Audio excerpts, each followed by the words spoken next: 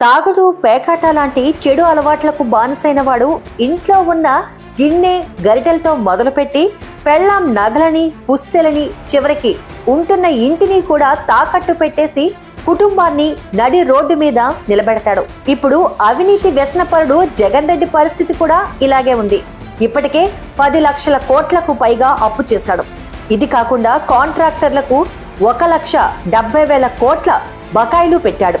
మొదట్లో machine build AP పేరుతో రాష్ట్రంలోని ప్రభుత్వ ఆస్తులను అమ్మకానికి పెట్టాడు. చివరికి తుఫాన్ షెల్టర్లను కూడా అమ్మేస్తారా అని అప్పట్లో హైకోర్టు ఆశ్చర్యపోయింది. పోనీ బిల్డ్ ఏపీ అన్నందుకు ఏమైనా కట్టాడా అంటే ఒక్క ఇటుక ముక్క కూడా ఎక్కడా వేయలేదు. రాష్ట్రంలో లిక్కర్ వ్యాపారాన్ని తాకట్టు పెట్టి 50,000 కోట్ల అప్పులు తెచ్చాడు.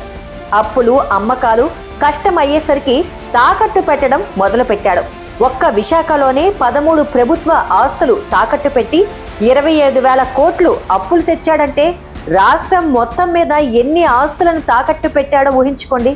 తాజాగా 370 కోట్ల కోసం గుట్టు చప్పుడు కాకుండా రాష్ట్ర సచివాలయాన్ని కూడా హెచ్డిఎఫ్సి బ్యాంకుకు రాసిచ్చేశాడు. అంతేకాదు టీడీపీ హయాంలో అమరావతిలో 90% పూర్తయిన అధికారులు, ఉద్యోగుల భవన సముదాయాలను కూడా తాకట్టు పెట్టే ప్రయత్నం మొదలుపెట్టాడు. ఇందులో భాగంగానే పూర్తి కాని ఆ భవనాల్లో అధికారులు నివసిస్తున్నారని, సిఆర్డీఏకు 70 కోట్లు అద్దె కూడా చెల్లించామని ఇటీవల జీవో కూడా విడుదల చేశాడు. అయితే ఇన్ని లక్షల కోట్ల అప్పులు జగన్ ఎందుకు చేస్తున్నాడు? జగన్ చెబుతున్నట్టుగా సంక్షేమ పథకాల కోసమైతే కాదు. ఎందుకంటే సంక్షేమ పథకాలకు గత టీడీపీ ప్రభుత్వం ఇంతకన్నా ఎక్కువే ఖర్చు చేసింది. ఖచ్చితంగా ఇదంతా వైసీపీ పెద్దల అవినీతి పద్దుల్లోకి పోతోంది. ఒకవేళ జగన్ చెబుతున్నట్టుగా సంక్షేమ పథకాల కోసమే ఇన్ని అప్పులు చేస్తున్నాడని అనుకుందాం. ఇప్పటికే అప్పులు, అమ్మకాలు, తాకట్లు అయిపోయాయి. ఈసారి మళ్ళీ జగనే అధికారంలోకి వస్తే పరిస్థితి ఏంటి? అంటే సంక్షేమ పథకాలు ఉండవన్నమాట.